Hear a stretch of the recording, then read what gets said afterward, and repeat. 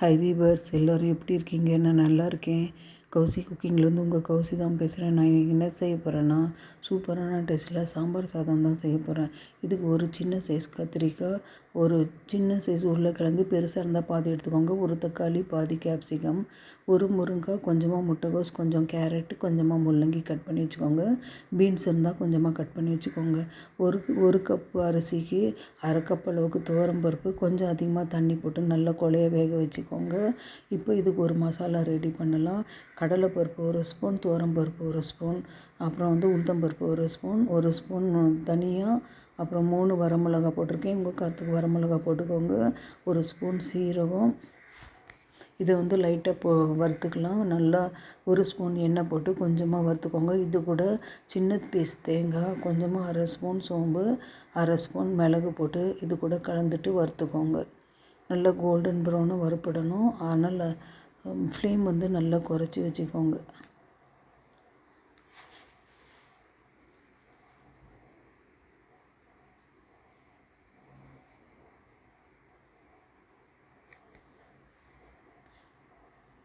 பாருங்கள், இந்த அளவுக்கு வறுபட்டுருக்கு, போதும்.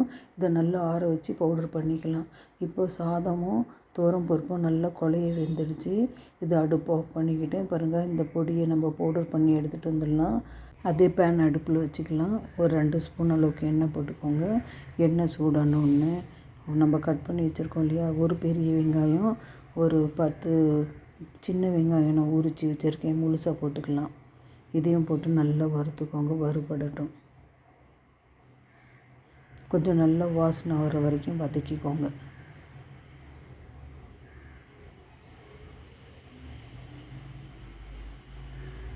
இது கூட நான் முழு பல் பூண்டு நான் உரித்து வச்சுருக்கேன். ஒரு 5 பல் பூண்டு பொடியை கட் பண்ணி போட்டுக்கோங்க. சின்ன பூண்டு வச்சுருந்திங்கன்னா ஒரு 10 பல் போட்டுக்கோங்க. இதையும் இந்த எண்ணெயிலே நல்லா வதக்கிட்டு நம்ம கட் பண்ணி வச்சுருக்கிற வெஜிடபிள்ஸ் எது வேணுன்னாலும் வெஜிடபிள்ஸ் நீங்கள் போடலாம். பாருங்கள், இதையும் நல்லா ஃப்ளேம் குறைச்சி வச்சுட்டு நல்லா வதக்கிக்கோங்க. இப்போ இதுக்கு தேவையான அளவு உப்பு போட்டுக்கலாம். நம்ம சாதத்தில் உப்பு போடலை, இப்போ தேவையான அளவு உப்பு போட்டுக்கலாம். இதுக்கு சாம்பார் பொடி ஒரு 3 ஸ்பூன் அளவு போட்டுக்கோங்க. மீதி நம்ம அரைச்சி வச்சுருக்கோம் இல்லையா பருப்பு, அதை போட்டுக்கலாம். குறைச்சி போட்டுக்கிறேன்.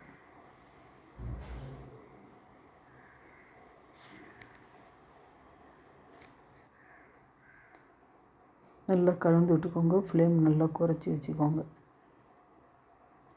இப்போ ஒரு தக்காளி கட் பண்ணிவிட்டு நான் நீட்டு வாக்கில் கட் பண்ணி போட்டுக்கிறேன். இதையும் நல்லா வதக்கி விட்டுக்கோங்க.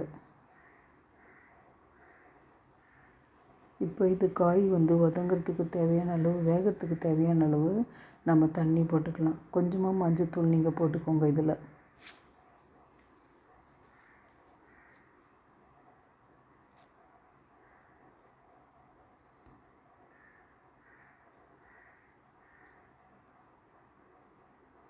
பாருங்கள், 1.5 டம்ளர் அளவுக்கு நான் தண்ணி போட்டுக்கிட்டேன். இந்த காய் வேகட்டும். இதுக்கு ஒரு அரை ஸ்பூன் மஞ்சத்தூள் போட்டுக்கிறேன். மிளகாத்தூள் நான் மிளகு அரைச்சிருக்கிறதால போடலை. உங்களுக்கு எக்ஸ்ட்ரா காரம் வேணும்னா ஒரு ஸ்பூன் அளவு போட்டுக்கோங்க. பாருங்கள், 10 நிமிஷம் மூடி போட்டு வச்சுருந்தேன். காய் எல்லாமே நல்லாவே வெந்துடுச்சு.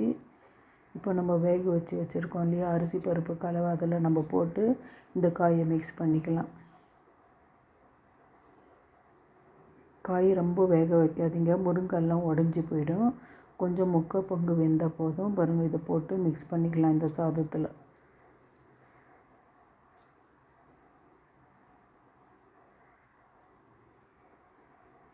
நல்லா அடியிலேருந்து கலந்து விட்டுக்கோங்க.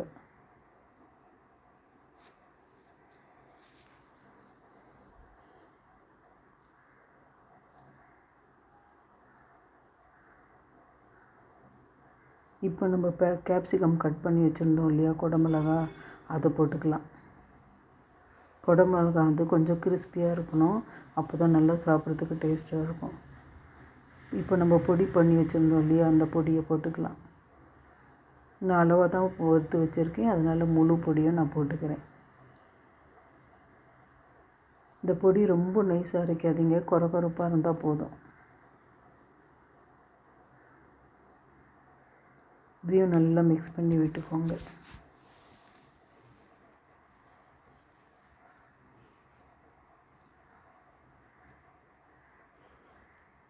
கொஞ்சமாக தண்ணி போட்டுக்கலாம்.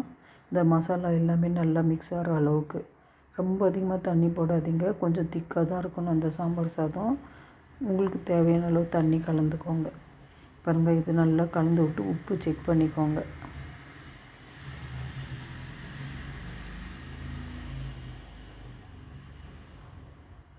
இப்போ இதுக்கு ஒரு தாளிப்பு வச்சிடலாம். அடுப்பத்தை வச்சுட்டு பேன் வச்சுட்டேன். ஒரு 3 ஸ்பூன் எண்ணெய் போட்டுக்கிறேன். 2 ஸ்பூன் நெய் போட்டுக்கலாம். நெய் போட்டால் ரொம்ப டேஸ்ட்டாக இருக்கும். 3 ஸ்பூன் எண்ணெய், 2 ஸ்பூன் நெய் சூடாகட்டும்.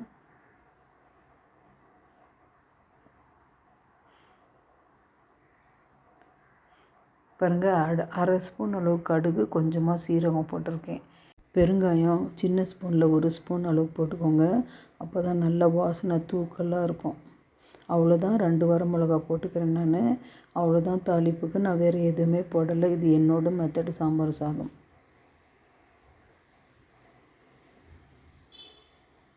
பாருங்கள், கடுகு வெடிக்கிற வரைக்கும் நல்லா பொரிய விடுங்க.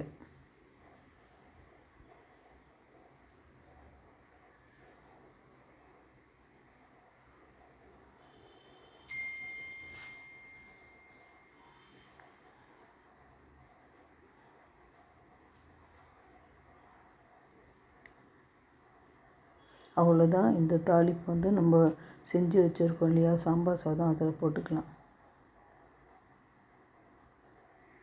நல்லா கலந்து விடுங்க.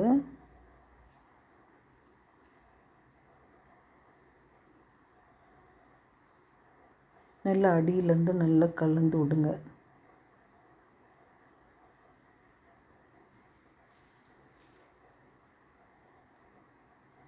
பாருங்கள், பார்க்குறதுக்கு எப்படி இருக்குது, ரொம்ப சூப்பராக டேஸ்ட்டாக இருக்கும். தள்ளன்ட்டு இந்த சாதம் பாருங்கள் எப்படி இருக்குது. நீங்களும் செஞ்சு பாருங்கள். இது என்னோடய மெத்தட் சாம்பார் சாதம். கடைசியாக இறக்கிறதுக்கு முன்னாடி கொஞ்சமாக கருவேப்பிலை, கொத்தமல்லி பொடியாக கட் பண்ணி மிக்ஸ் பண்ணிக்கலாம். நான் தாளிப்பில் கருவேப்பிலை போடலை, நான் கட் பண்ணி போட்டுக்கிறேன் கொத்தமல்லியும் கருவேப்பிலையும் இறக்கிறதுக்கு முன்னாடி. அவ்வளோதான் பாருங்கள், சூப்பரான சாம்பார் சாதம் ரெடி. நீங்களும் செஞ்சு அசத்துக்கோங்க. இது கூட சைட் டிஷ்ஷாக ஒரு அப்பளம் வச்சு சாப்பிட்டிங்கன்னா போதும். ரொம்ப டேஸ்ட்டாக சூப்பராக இருக்கும். என் சமையல் உங்களுக்கு பிடிச்சிருந்ததுன்னா கௌசி குக்கிங் சேனலுக்கு லைக் பண்ணுங்கள், கமெண்ட் பண்ணுங்கள், ஷேர் பண்ணுங்கள், சப்ஸ்கிரைப் பண்ண மறந்துடாதீங்க. அடுத்த சமையலில் பார்க்கலாம். ஓகே, பாய்.